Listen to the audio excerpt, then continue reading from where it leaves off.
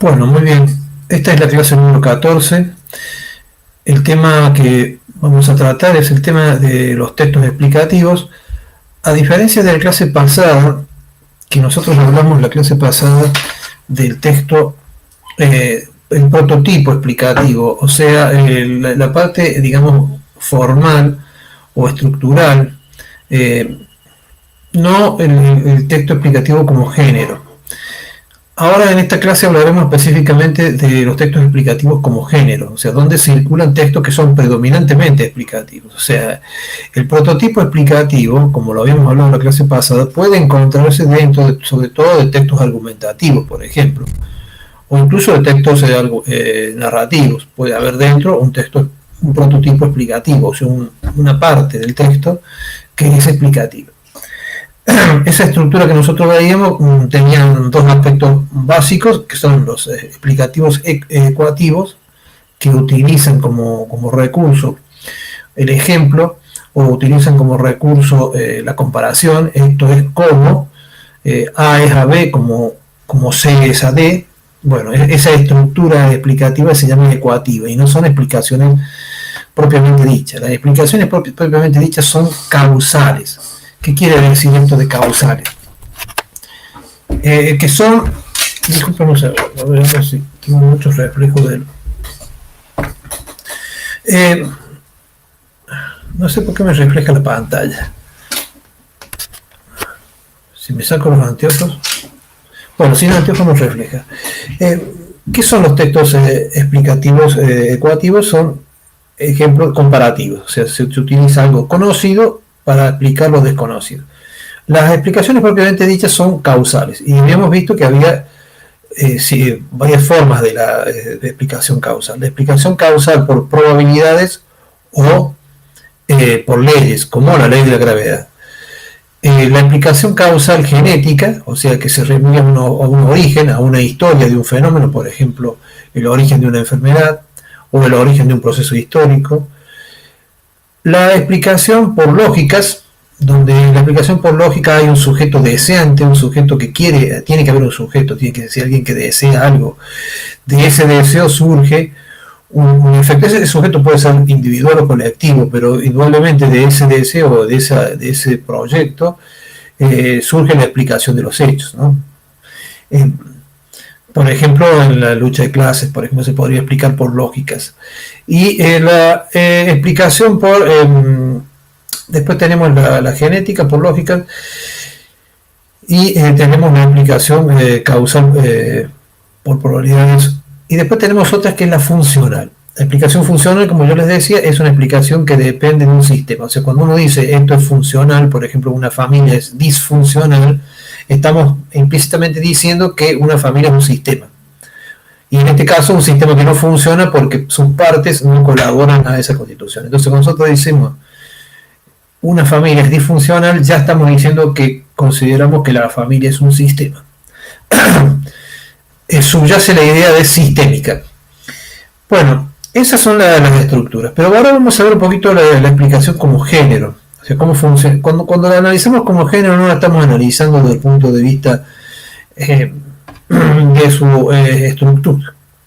su estructura, sino que lo estamos analizando desde el punto de vista de dónde circula. Digamos, de la pragmática. En los hechos, ¿dónde están los textos explicativos? ¿Dónde circulan? ¿Cuándo los consumimos? Y acá tenemos muy en cuenta el punto de vista del destinatario. O sea, ¿a quién van destinados los textos?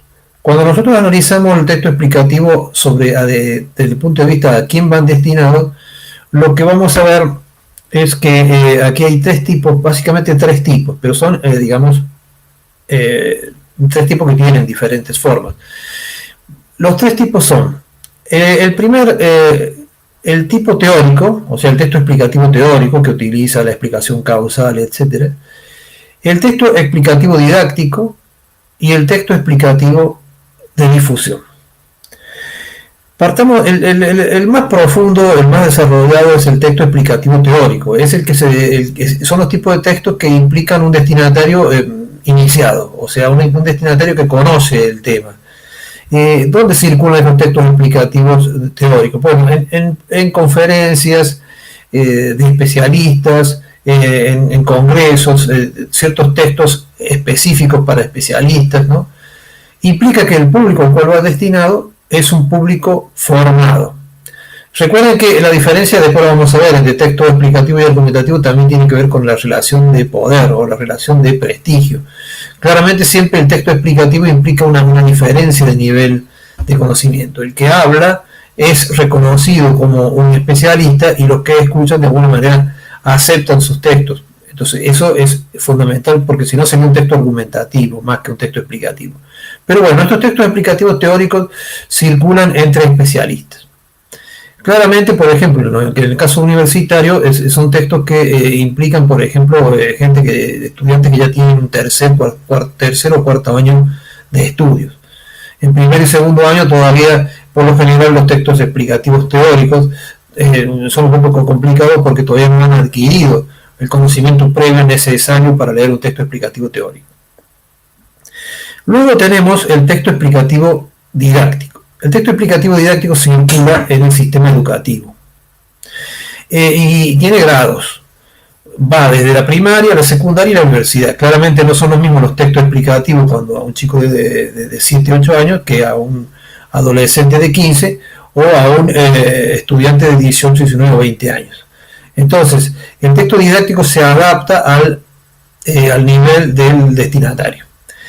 Y están, digamos, estructurados en función de los grados, ¿no? Recuerden que la educación generalmente en el mundo es gradual, ¿no? La ley 1420 estableció una educación gratuita y gradual, ¿no? Que significa que se va por pasos, por años, y se va evolucionando. Entonces el texto didáctico se tiene que adaptar a ese pensamiento gradual. Existen todo un análisis teórico acerca de las didácticas, de cómo ir adaptando esos textos teóricos al texto didáctico. El texto de base siempre va a ser el texto teórico. Y después habrá especialistas en didáctica que adaptarán esos textos a los diferentes niveles. Ese es el segundo nivel. Y el otro texto es el texto de difusión. Bueno, hay, por ejemplo, científicos que son especialistas en difusión de las ideas. Bueno, ahora han circulado muchos textos, por ejemplo, con respecto a la pandemia. Ustedes, sobre todo los medios masivos, ¿no? Los medios masivos y en Internet habrán visto muchísimo material sobre explicaciones de la pandemia de diferente manera, con gráficos, ecuativas, etc. Bueno, esos son textos de difusión. Los textos de difusión, a diferencia de los textos didácticos, no están graduados de acuerdo a la edad, sino que va dirigido generalmente a una edad estándar. Se considera, por ejemplo, 18 años, ¿no? O sea, o, por ejemplo, niños, quizás niños o 18 años. Por ejemplo, por eso están los canales para niños y los canales para adultos. O por eso están, incluso cuando ustedes encargan un video de YouTube, les va a preguntar si el contenido es para niños o no, ¿no? O sea, esa diferencia entre niños y adultos se hace en la difusión, pero no se hace la diferencia gradual del texto didáctico que se ve, bueno, primer grado, segundo grado, tercer grado, primer año, segundo año, tercer año, estudiantes iniciales, primer y segundo año de la universidad, estudiantes avanzados, tercero, cuarto y quinto, ¿no? Estudiantes de posgrado. Esa diferencia no se hace con el texto de gradual, con el texto de difusión. La diferencia que se hace es entre menores, ¿no? Y personas mayores. O sea, 18 años suele ser el límite. El texto de difusión está dirigido a un público en general, que no es especialista y no está organizado para como un curso, sino que simplemente es de consumo abierto. Utiliza los medios masivos o los medios digitales, sobre todo, no las páginas, después vamos a ver más adelante las páginas especializadas del desarrollo científico, y en cambio utiliza las páginas, generalmente las .com, ¿no? Los medios el texto de difusión utiliza las páginas .com, las páginas web, o los medios masivos como la radio, la televisión, los tradicionales, ¿no? El diario, etc.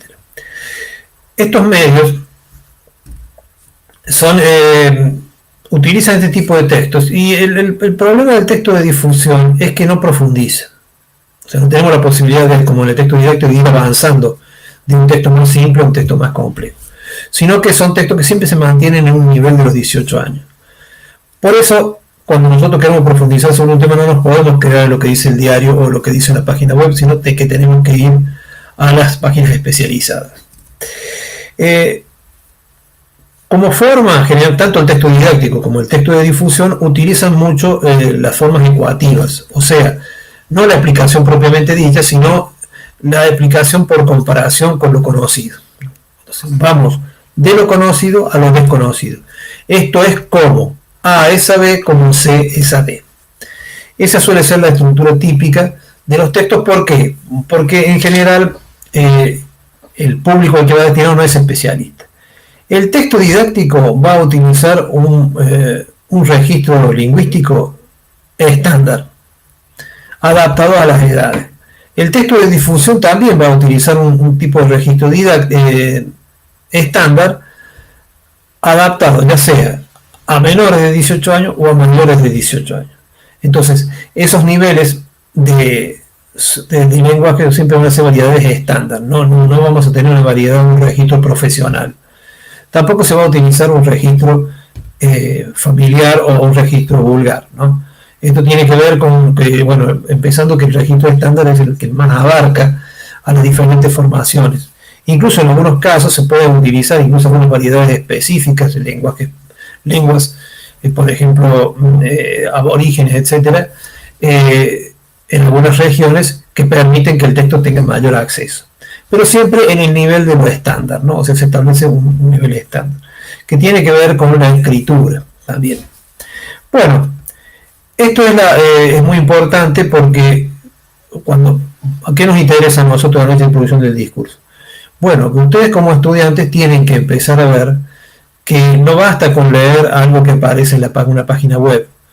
Si queremos profundizar un tema, tenemos que ir a los autores originales. Una de las cosas que sucede con el texto de difusión, que no sucede con el texto explicativo didáctico, es que el texto de difusión no suele tener las referencias, o sea, no suelen aparecer de dónde sacaron esa información. En cambio, en el texto didáctico sí suele aparecer la referencia, porque el texto base siempre es un texto teórico. Como estudiantes nosotros tenemos que aspirar al texto base, al texto teórico, hacia allí vamos. O sea, es un camino. Utilizaremos el texto didáctico, claramente. A lo mejor en algún momento nos topamos con un texto de difusión en algún medio, por televisión, etc., pero después tenemos que buscar la referencia, el autor, los textos originales, los textos teóricos.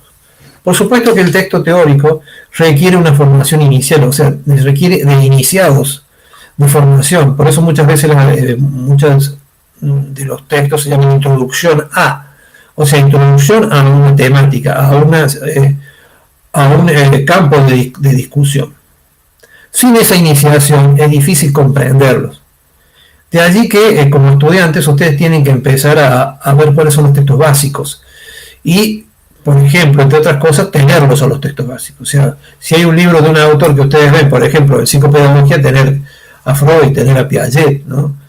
tener a Vygotsky, ¿no? Estos textos, textos básicos que siempre se van a ver en la materia. Lo mismo que se sucede con historia, por ejemplo. Tienen que tener algún texto, por ejemplo, de Marx, ¿no? El Capital de Marx, lo tienen que leer o tenerlo por lo menos, ¿no?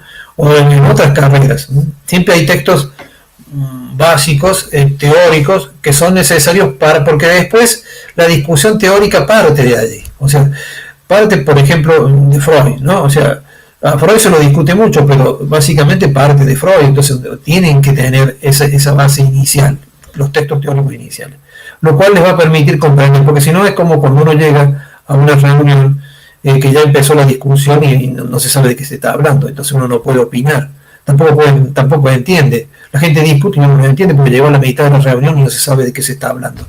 Entonces, para saber de lo que se está hablando, el camino son los textos didácticos y después los textos teóricos. Generalmente se considera que los estudiantes ya de tercer y cuarto año no pueden acceder a los textos teóricos sin mayor dificultad. Y por supuesto los de posgrado.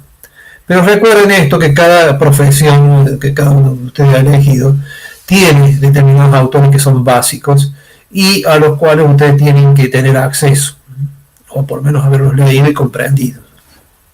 Muy bien. Con esto vamos a cerrar un poquito los textos explicativos y ya la clase pasada vamos a iniciar el texto argumentativo, que es el campo de discusión, ¿no? donde los temas todavía no están, se replantean, es un campo de información. Digamos, el campo de la argumentación es el más movido, o digamos, que más cambios sufre porque claramente es un campo de investigación. Muy bien, bienvenidos a esta clase y recuerden que tienen que presentar los trabajos prácticos para poder promocionar.